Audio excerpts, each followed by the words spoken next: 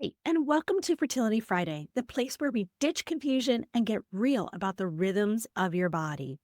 I'm Heather, your menstrual health coach and host of the Embracing Flow podcast. Today, talking about something that makes a lot of people nervous, even though it's super common, and that's spotting. Let's start with a quick definition.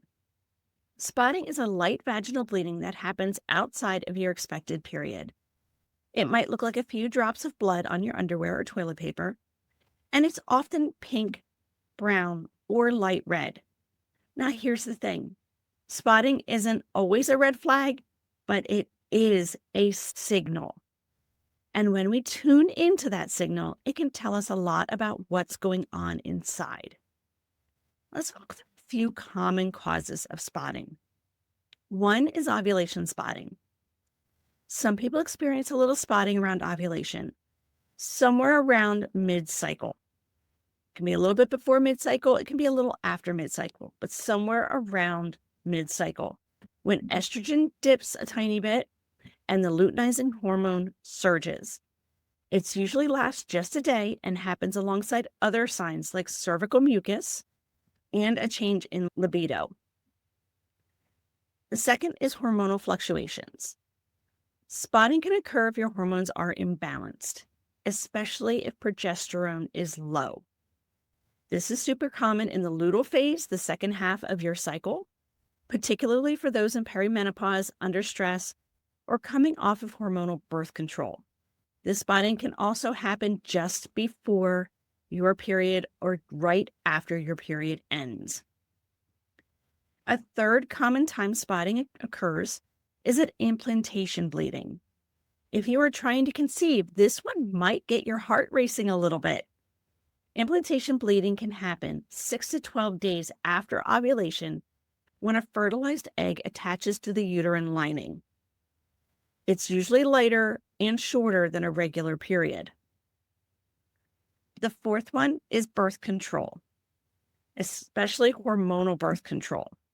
Spotting is a known side effect when starting, stopping, missing, or changing doses of hormonal birth control, including the pill, patch, ring, shot, or IUD. The fifth common occurrence of spotting is cervical or uterine concerns.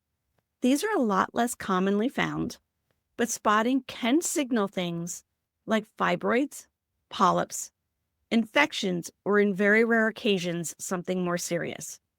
That's why tracking and patterns really matter to see when this spotting occurs.